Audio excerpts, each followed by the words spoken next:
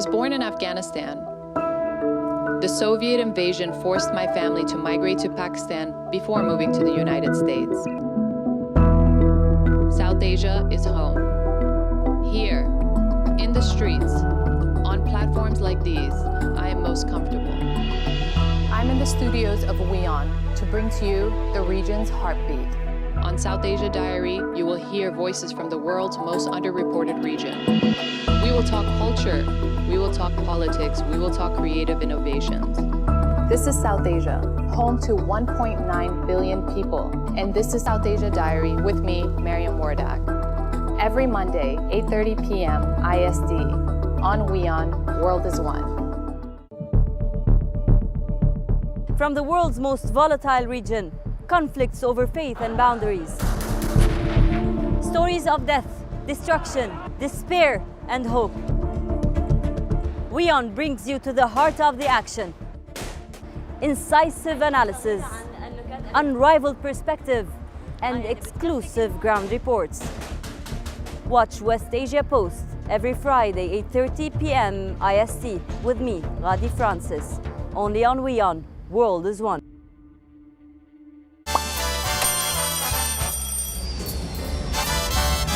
Vielleicht nur als Imposant.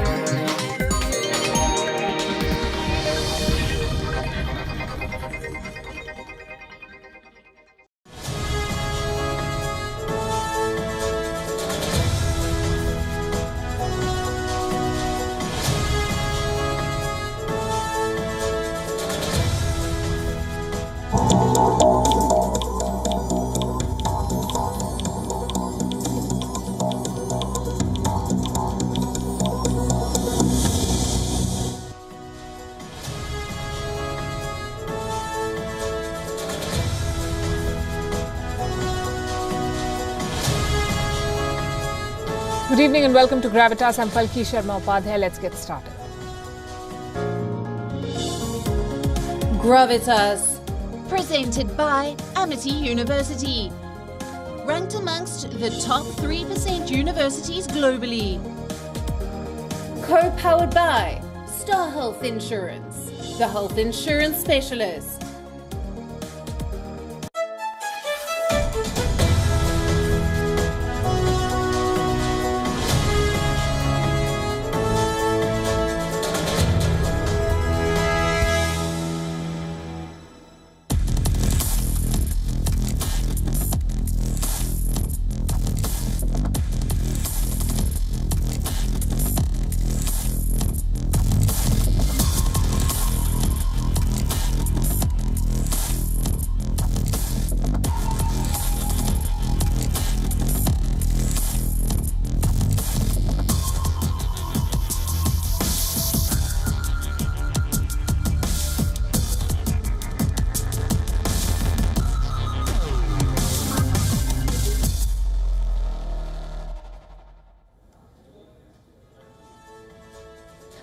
There was a time when big tech was seen as a tool of democratic progress.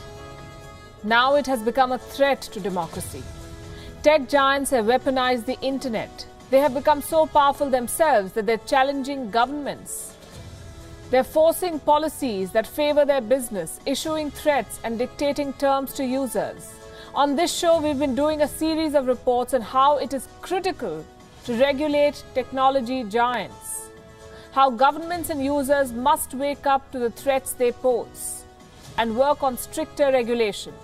A handful of companies in Silicon Valley cannot be allowed to run the world.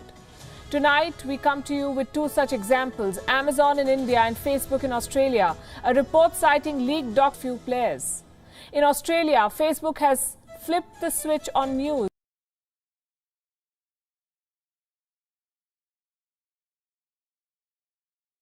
Instead of sharing revenue with news, one circumvents the law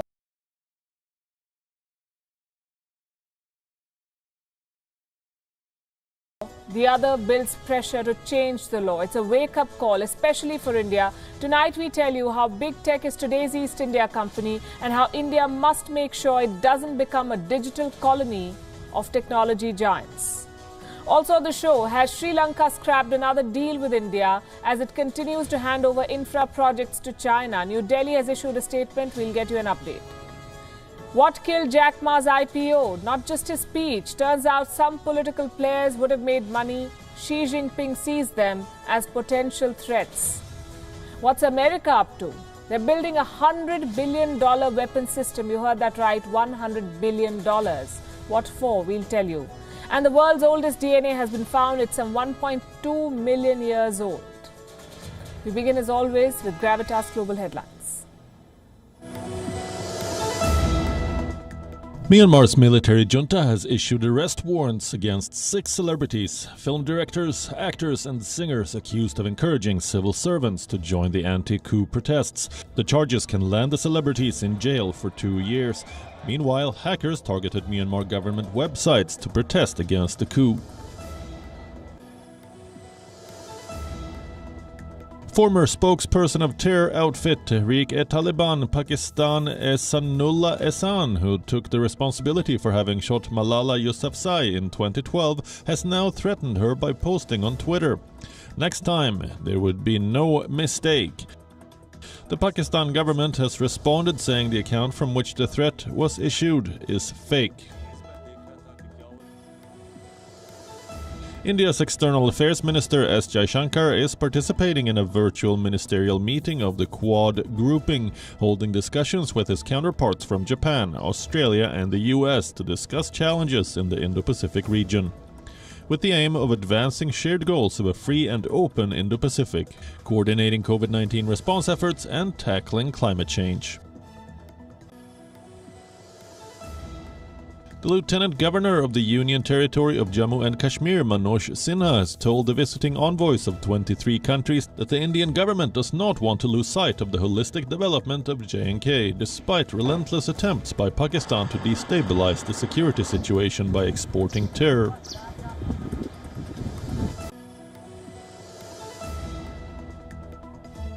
Japanese Olympic legend Seiko Hashimoto has been named head of the Tokyo Olympics organizing committee. She replaces Yoshiro Mori, who stood down last week facing backlash over sexist comments. The former Prime Minister Yoshiro Mori was condemned both in Japan and overseas for saying that women talk too much at meetings.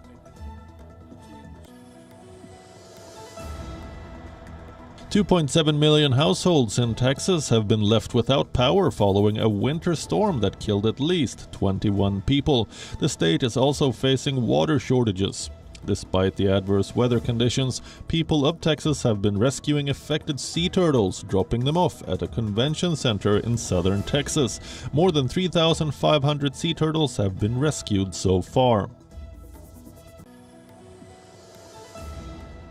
The world's first COVID-19 human challenge study is set to begin within a month in the UK. The trial will deliberately expose up to 90 healthy young individuals to the coronavirus in order to better understand how the virus affects humans. Europe's most active volcano, Mount Etna, continued to spew lava, ashes and volcanic stones on Thursday, forcing Sicily's Catania airport to be closed temporarily. Areas surrounding the crater have been secured. No injuries or deaths have been reported.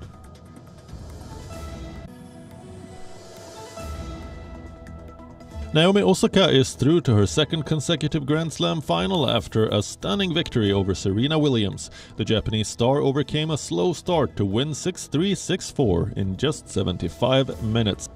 She will face a first-time major finalist in Jennifer Brady for the title after the American edged Karolina Muchova in 3 close sets. Men's world number 1 Novak Djokovic is also through to the final after ending the dream run of Russian qualifier Aslan Karatsev.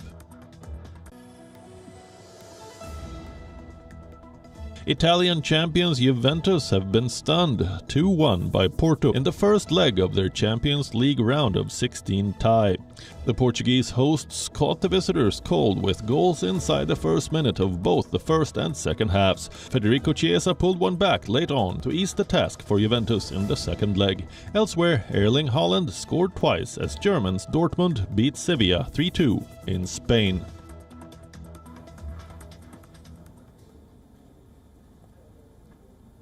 The internet is built on democratic values.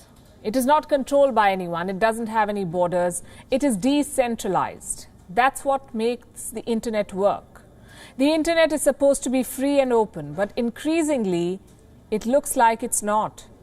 And that's because of big tech, technology giants who've turned the internet into a superhighway to colonize the world. And you and I are helping them do it. Big tech has built mammoth business empires in the physical world on the back of your data in the digital world. The same data is used to dictate your choices, what you like, what you see, what you read, and what you buy. Algorithms now dictate your choices, and big tech makes money off it. These companies have now become so big that they control how the internet functions. They can control freedom of speech by banning users, whether it's a world leader, an activist, or even a news organization like ours. We've seen plenty of examples of that in recent months. As it turns out, big tech can also dictate what you buy and from where.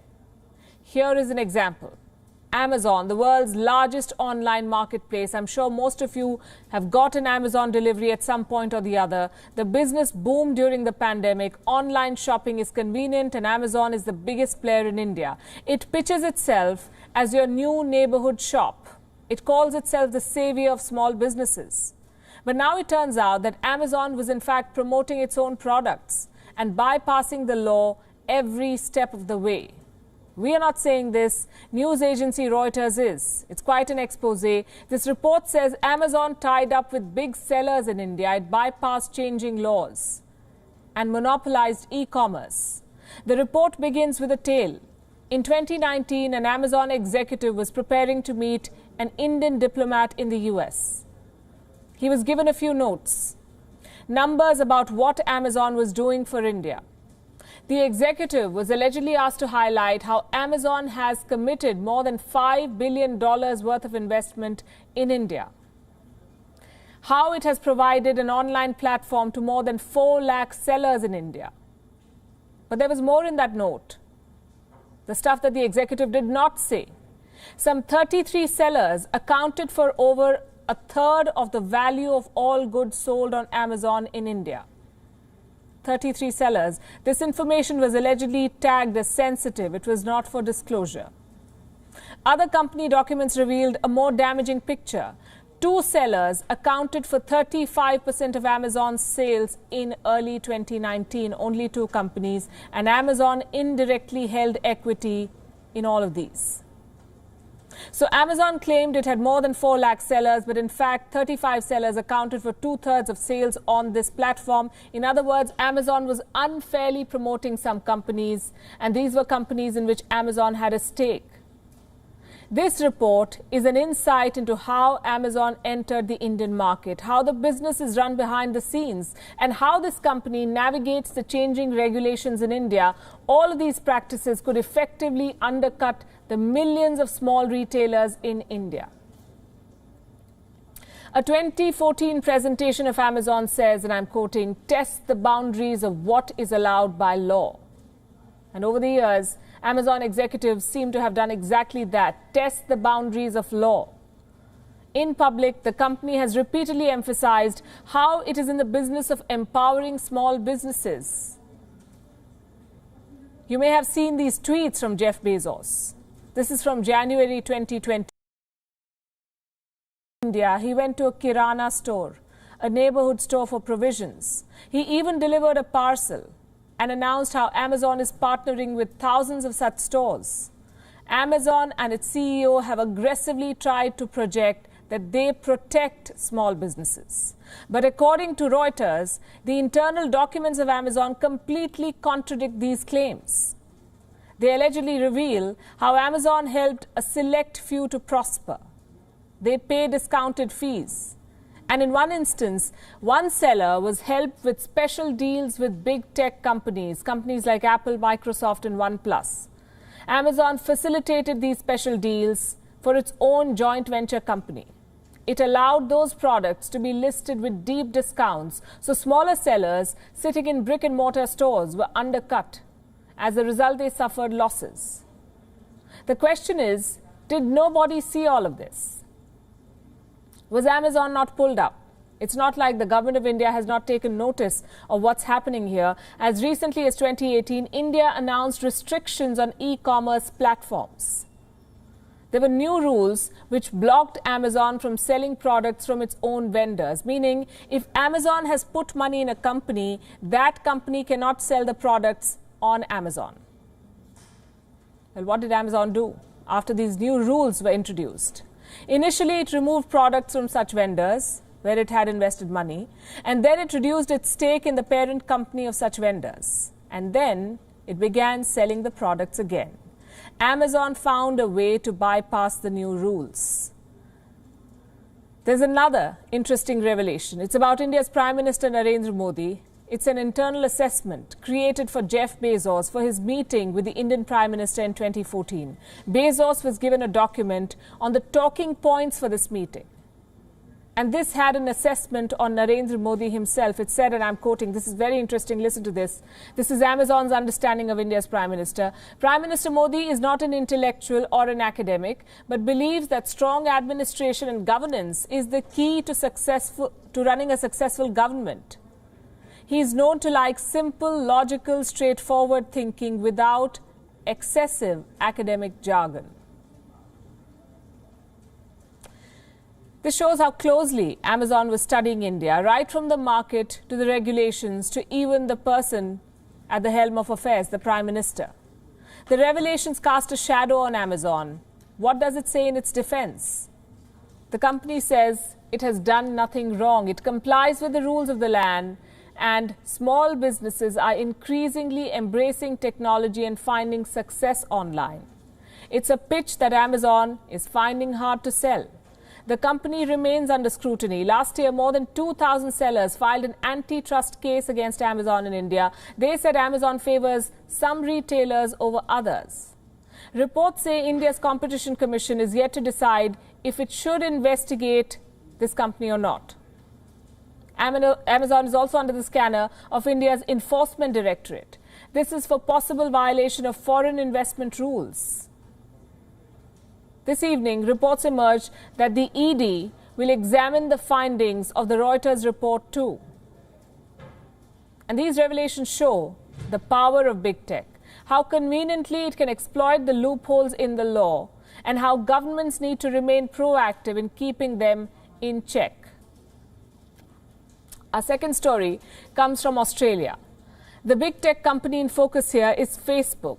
Facebook has pulled the plug on news in Australia. It has blacked out news content from its platform, which basically means if you're in Australia, if you're watching us from Australia, you cannot watch us on Facebook. You will not get news on Facebook. Australian publishers and people cannot share news on Facebook anymore. On Instagram too, which as you would know is owned by Facebook. So much for bringing the world closer. The Australian government is outraged. Australian citizens are upset. But Facebook remains defiant. It is hiding behind an excuse. It says not many Australians consume news on its platform. How true is this? And what made Facebook take this decision in the first place? What does it mean for Australian publishers? And what lessons should the world learn from this episode? Here is Facebook's status update from Australia. On Thursday morning, Australians woke up to find their Facebook newsfeed empty. Every news page they went to had turned blank. Many stepped out of their homes in search of answers. It didn't take long for them to realise that Facebook had unfriended Australia, that it had blocked access to news for all Australians, a dramatic escalation of a dispute over paying for content, and a reckless move.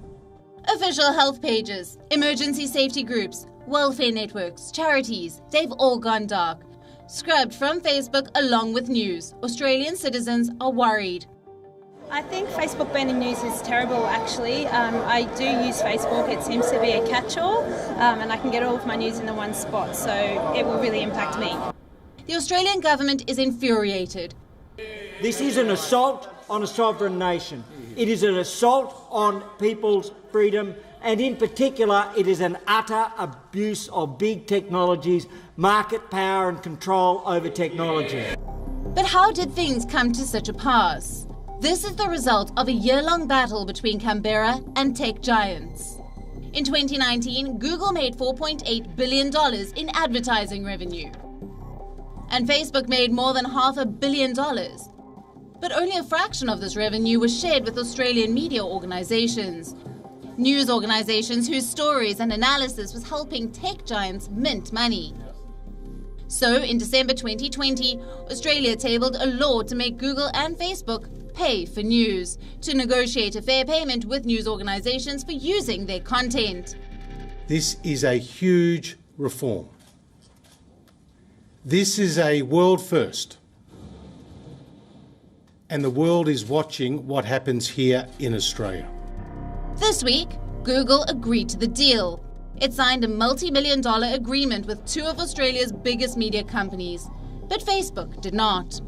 It said that the Australian law fundamentally misunderstands the relationship between Facebook and news publishers. Facebook claims that news makes up just 4% of what Australians view on its platform. But a 2020 University of Canberra study revealed that at least 39% of Australians use Facebook for news. Facebook's reach in Australia is wider than it likes to show. Australia has a total population of 25 million. Out of these, 11 million are on Facebook, and the platform takes in 24% of Australia's total advertising expenditure. To simplify it further, for every $100 spent by advertisers, $53 goes to Google, $28 goes to Facebook, and $19 to all other websites. Australia's new law is only aimed at ensuring that news media businesses are fairly remunerated, but Facebook clearly does not agree. The principle is very clear. Google and Facebook are important parts of the digital ecosystem in Australia. They're important parts of the economy. We've made it clear that we want them to continue operating here, but we've also made it clear that if you do business in Australia, you need to comply with the law of the land in Australia. This tug of war has now reached its tipping point. Australian citizens will suffer the most. At a time when the world is dealing with the pandemic, they will not be able to read or share news content on Facebook. Australian news publishers will not be able to post important updates. Facebook has decided on profit over people. The implications will be global. The world is watching. This will go around the world, but this stops. This is unacceptable. I will say this. Apparently their original mission was to bring the world closer together and to allow people to help share and express what matters to them. Well, that seems to have been replaced by profit over people. We say to Facebook, stop this now, and perhaps it's time to put people over profit. Bureau Report, WION, World is One.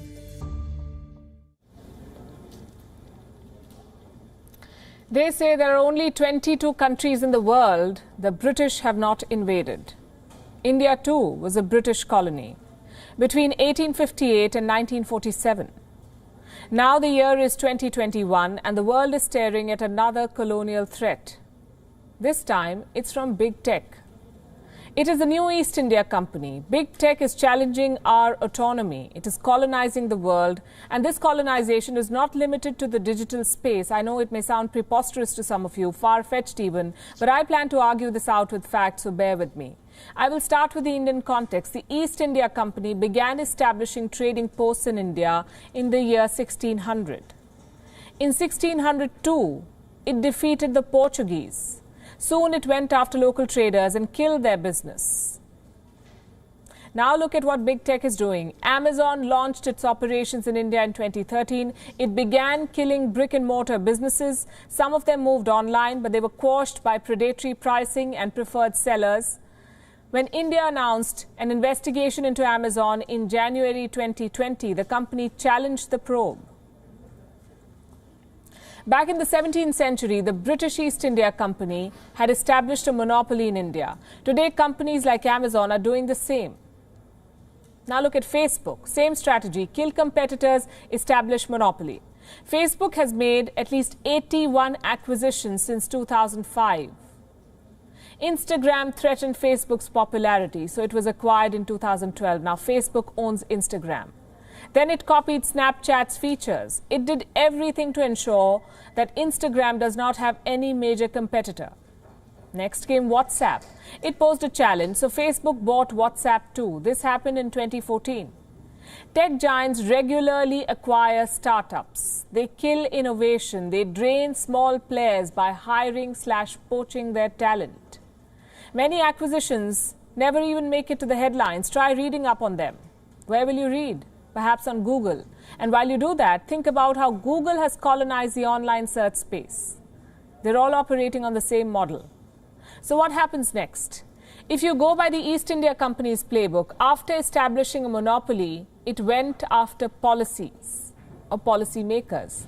By the 18th century, this trading company became involved in politics. Its aim was to maintain its trading privilege, expand its wings. Today, tech giants are doing the same. Look at what's happening in the US. Amazon is trying to lobby against all its competitors. It's bidding for billions of dollars worth of government contracts. Amazon CEO Jeff Bezos has embedded himself in Washington. His $23 million mansion sits not far from the White House. In 2019, Amazon spent more than $8.1 million on lobbying. This is more than any other tech company. More than $8 million. In 2018, the firm spent $14.4 million. A Bloomberg report claims Amazon has increased its spending on lobbying by over 460% since 2012. Did any of this help Amazon? Consider this. Amazon reportedly paid zero federal tax on its profits in the US in 2018. This was for the second year in a row. In India, it has been dodging regulators. We just showed you details from some leaked documents. Now the tech giants have become so powerful. What will they do next? What do they plan to do next? Again, history has some clues. After the 1757 Battle of Plassey, the East India Company became very powerful. In 1764, it won the Battle of Buxar. Soon it was granted the Diwani of Bengal, meaning it controlled Bengal's administration. Now compare this to what Facebook is doing in Australia. It is dictating terms, bullying and blackmailing elected lawmakers. The company has blocked journalism. It is controlling the reach of the press. Big tech has become that powerful. What's the guarantee that Facebook will not do the same in India or elsewhere? Facebook has a history of abusing legal gaps. Facebook has a history of trying to dictate terms in India too. You saw what happened with WhatsApp's privacy policies. How can India ensure that history does not repeat itself, that big tech does not re-inflict the damage done by the East India Company? There is only one way: legislate. India must regulate big tech, protect home companies, protect Indians online, protect Indian interests offline. It's not too much to ask. India must learn from its history and ensure that the country is not left vulnerable to digital colonization by big tech, as it was to British colonization by the East India Company. If in the 1600s India had spices and raw materials, today India has the world's largest online market outside China. In the 1600s, the Portuguese and the British East India Company were betting on India. Today, it's the Silicon Valley giants. Let me repeat, India must ensure that this time only India wins. Well, it's not a winning story in Sri Lanka. Has Colombo scrapped another deal with India? Colombo has decided to reacquire 99 oil tanks that were leased out to Indian Oil. The Indian High Commission in Sri Lanka says these reports are incorrect. But there's a pattern here. Recently, Sri Lanka halted a port project involving India and Japan. The same with America. America had to withdraw its aid offer because Colombo was not using that money. While Chinese investments are being steadily approved, Our next report tells you how the battle for influence in the island nation is playing out. Sri Lanka has scrapped yet another deal with India. Colombo will reacquire 99 oil storage tanks from Indian Oil.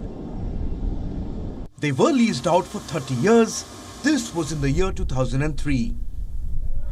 Reports say India was supposed to upgrade and commission the World War era tanks. But talks remained stalled for more than a decade. Then in 2015, discussions revived when Prime Minister Narendra Modi visited Sri Lanka. By 2017, the two sides had a roadmap, but the project never really took off. The Indian High Commission issued a statement today, claiming that there is no truth in these reports. Indian diplomats say both sides will explore ways to jointly develop and operate the facility. Last month, Colombo had scrapped a trilateral agreement with India and Japan. This was for the development of the Eastern Container Terminal at the Colombo port. Apparently, the project had received strong opposition from trade unions across Sri Lanka. This despite the fact that Colombo was supposed to hold the majority stake. It's not just Indian projects that Sri Lanka is scrapping. Even the United States suffered a setback this year.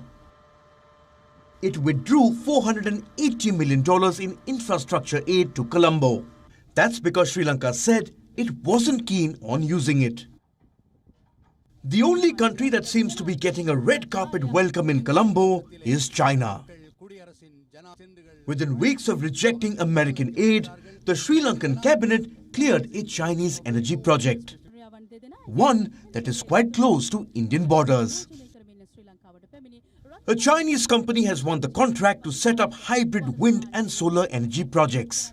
They'll be built off the northern Jaffna Peninsula on 3 islands that are barely 50 kilometers away from the Tamil Nadu coast.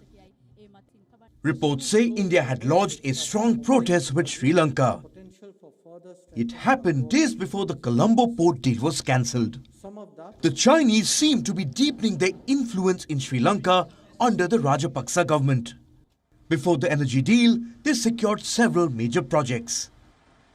This includes a $13 billion city on Sri Lanka's seafront, a new Chinese factory in Hambantota, a 300 million tyre plant for the Shandong Haohua tyre, a $1 billion road from Colombo to Kandy, and a $300 million coal-fired power plant in Norocholai.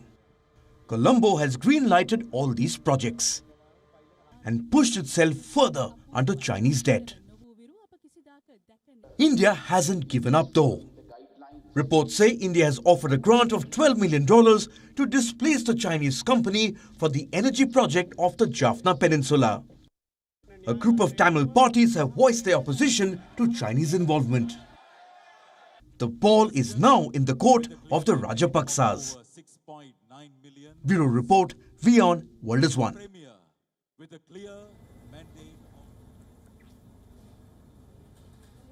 Let's shift our attention to the global vaccination drive. It's a story of inequity. In the West, there are people refusing to take jabs. Elsewhere in Africa, there aren't medicines, let alone vaccines. All the talk about global cooperation, and this is the end result.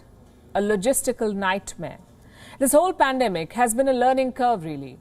The lessons learned in the last 12 months should help us prevent the next pandemic. That is, if countries are willing to learn. Right now, this is a world of vaccine haves and have-nots. In the United States, doses are wasting away in refrigerators. In Japan, they don't have enough syringes. What does this say about global cooperation and planning? It's a complete breakdown. On Wednesday, we talked about this, about how multilateral and regional groupings have failed to boost cooperation. Today's SAARC workshop was South Asia's chance to write the record. The virtual meeting was convened by India. Not just SAARC members, but 10 of India's neighbours participated. Prime Minister Narendra Modi addressed this meeting. He talked about promoting best COVID practices and the need for South Asian unity.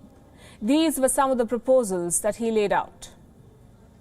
Can we consider creating a special visa scheme for our doctors and nurses so that they can travel quickly within our region during health emergencies on the request of the receiving country? Can our civil aviation ministries coordinate a regional air ambulance agreement for medical contingencies? Can we create a regional platform for collating, compiling, and studying data about the effectiveness of COVID-19 vaccines among our population? A visa regime for medical workers, a regional air ambulance for health contingencies, and most importantly, sharing vaccine efficiency data. All great proposals. But in this political climate, getting everyone on board will be next to impossible. Politicization of the pandemic is not new. Even vaccine approvals and purchases are political. Venezuela will only use Russia's Sputnik. Iran will let its people die before using American jabs. Pakistan is at the mercy of Chinese doses. Add to this a breakdown in supply chains and we have a full-blown crisis. Sample this. More than 180 million Americans have been inoculated, yet in Africa the jabs have not even arrived. At this rate, it will be 2023 before large parts of this continent are inoculated. Meanwhile, the world's most powerful fighting force is turning out to be anti-vax. Almost 1/3 of American servicemen are refusing to take the jab. Why? There's no clear answer. Some reports say the troops are falling for internet rumors. Either way, it's a dangerous prospect. American troops travel the world. They eat, sleep and train in close quarters. It's a virus cluster waiting to emerge. So the Pentagon leadership is scrambling to find a solution. We believe that, of course, the vaccine is the right thing to do. It's clearly safe for service members, and we need to continue to educate our force and help them understand the benefits and ensure there's leadership involvement in the discussion of the benefits of the vaccine.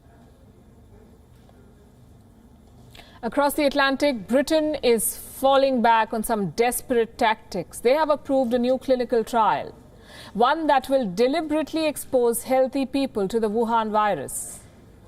It's a first during this outbreak. Here's how it works. Normally, during a vaccine trial, you're given an experimental jab, but at no point are you infected on purpose. In this case, volunteers are being infected in a controlled environment. A couple of reasons why they do this. One, to understand the minimum virus load needed to trigger the infection, and two, understanding how the virus transmits. 90 volunteers have been roped in, all aged between 18 and 30. They'll all be paid £88 per day, the cost of putting their lives on the line. To be clear, human challenge trials have been done before. They can be helpful in understanding more about a disease, but the fact that the UK is doing this now just goes on to show how dire the situation is. The world would do well to take a leaf from India's playbook: cooperation, solidarity, and neighbourhood first. These have been the pillars of India's pandemic response. Had the world worked along similar lines, we would have been having a completely different conversation right now.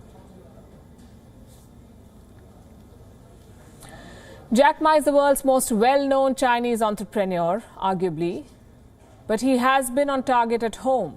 Last year, Jack Ma was supposed to launch the world's biggest IPO, but Beijing quashed it. Back then, many had said that the criticism of Chinese regulators cost Jack Ma $37 billion. But there's always more to a story than meets the eye in China. Allegedly, Xi Jinping had another reason to kill Jack Ma's IPO. Here's a report. It was supposed to be the world's biggest IPO, a record-breaking launch of the Ant Group into the financial markets. One that would have netted Jack Ma Enterprise $37 billion. But last year, at the 11th hour, Beijing killed it. A lot has been written and said about what went wrong. Perhaps the most plausible explanation is a speech just days before his IPO, Jack Ma said Chinese banks operated with a pawn shop mentality. He said it in the presence of the biggest names in China's financial, regulatory, and political establishment. Many believe it was this speech that killed Jack Ma's IPO. But now, a political angle has emerged. A report claims influential political families of China would have earned billions from this IPO. These people are said to pose a potential challenge to Xi Jinping and his inner circle. This includes the grandson of former Chinese President Jiang Zemin, Jiang Shicheng. Another name is of Li Botan. He is the son-in-law of Jia Qinling, a senior leader of China. Someone who has served on the Politburo Standing Committee of the Communist Party for 10 years. This is the highest decision-making body of China. Reports say both of these investors used opaque investment vehicles to earn money off the IPO. It is believed that these political families, alongside Jack Ma and his top managers, would have pocketed billions from the listing of the Ant Group. The company itself would have been valued at well over $300 billion. But the IPO didn't happen. The Chinese state stepped up its scrutiny of the Ant Group. Jack Ma himself disappeared from the public eye. For 3 months, he was nowhere to be seen. Last month, he reappeared. 2 weeks back, reports said that the Ant Group had reached a deal with Chinese regulators. Jack Ma will not lose ownership of his company, but he will have to restructure it. Moving forward, the Ant Group will have to meet capital requirements that are similar to traditional banks, the same banks that Jack Ma had called pawnshops. Jack Ma has survived with some bruises.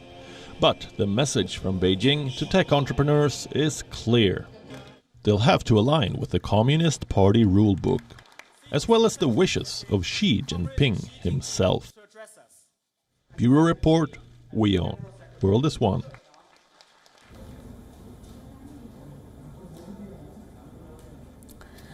Now to the United States. If there's one thing that remains constant regardless of who's in power, it is America's hypocrisy on the nuclear arms race. It wants the rest of the world to give up on stockpiling nuclear weapons. But does Washington practice what it preaches? The answer is a big fat no.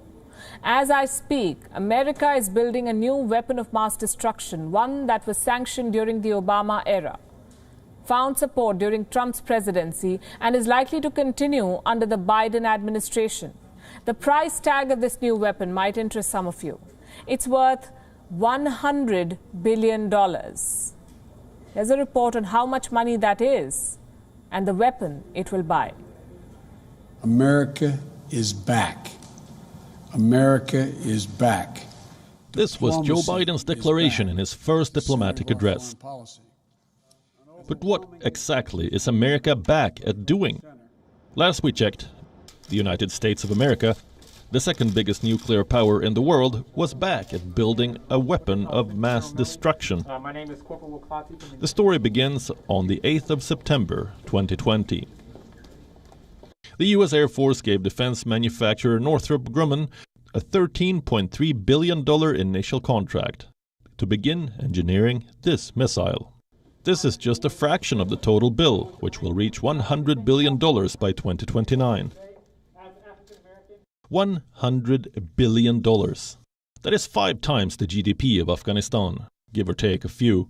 This money could also pay the salaries of 1.24 million elementary school teachers for a year, provide 2.84 million 4-year university scholarships, or cover 3.3 million hospital stays for COVID-19 patients.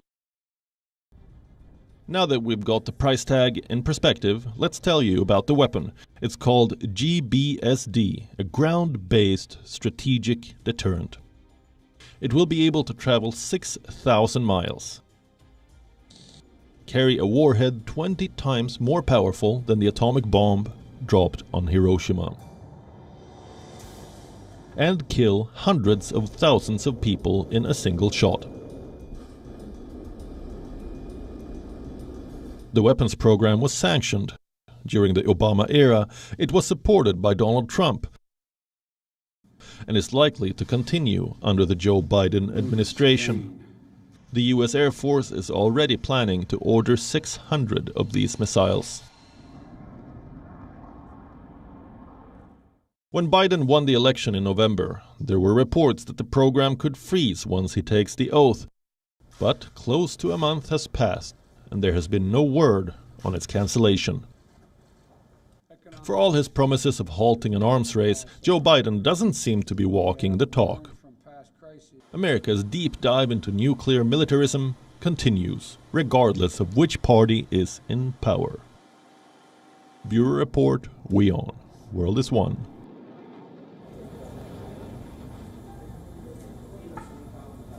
Argentina is protesting femicide, a term which broadly means the intentional killing of females.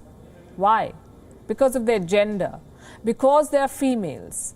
Protests are on across Argentina after a 19-year-old was stabbed to death by her former boyfriend. The man happens to be a police officer. He's now been arrested. But the 19-year-old's victim's mother wants her daughter's murderer to live. Our next report tells you why. These disturbing visuals tell a tale even more disturbing.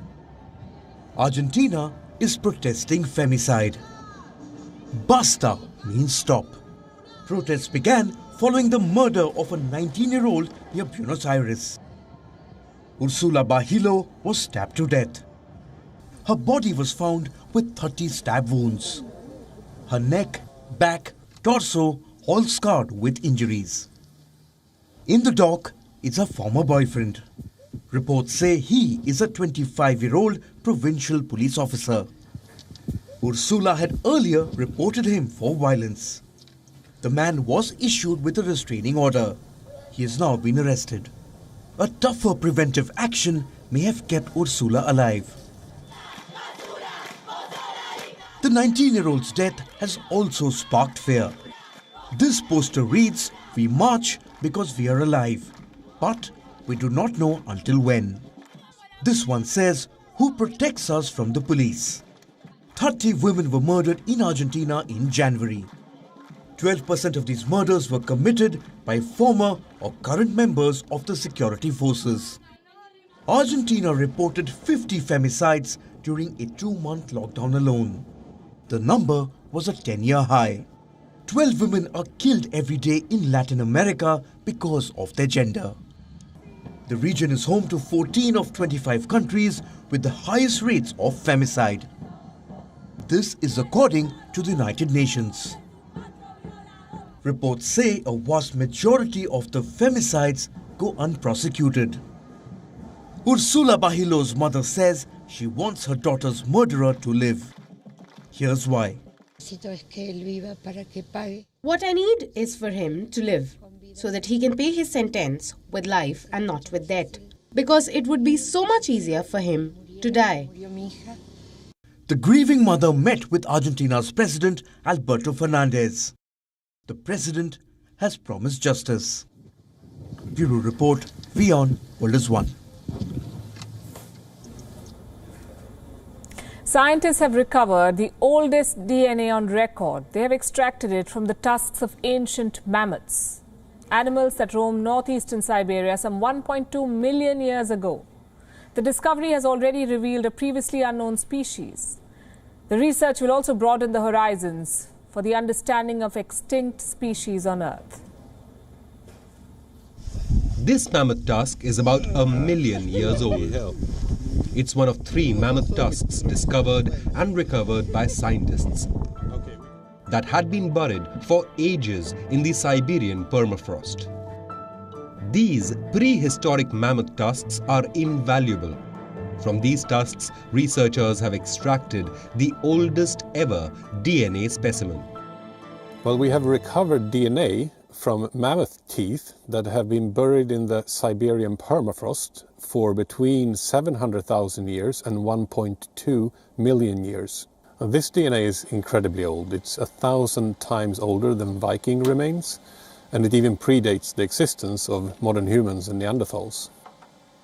DNA has been recovered and sequenced from the remains of 3 individual mammoths, elephant cousins that dominated the Ice Age landscapes. While the remains were discovered starting in the 1970s, new scientific methods were needed to extract the DNA. This is the first time that anyone has recovered DNA from specimens that are more than 1 million years old.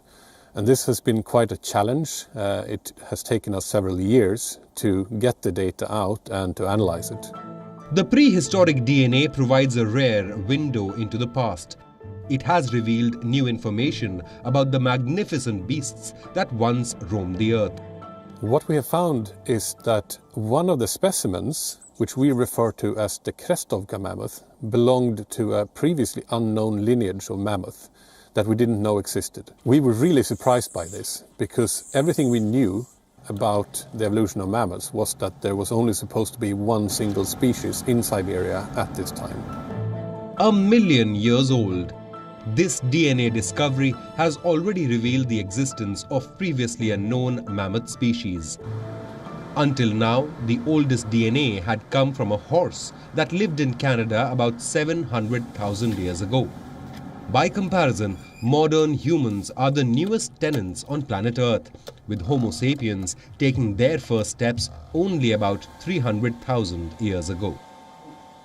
Bureau Report, WION World is One. With that, we're taking a short break. Up next, Gravitas Images. Thanks for watching.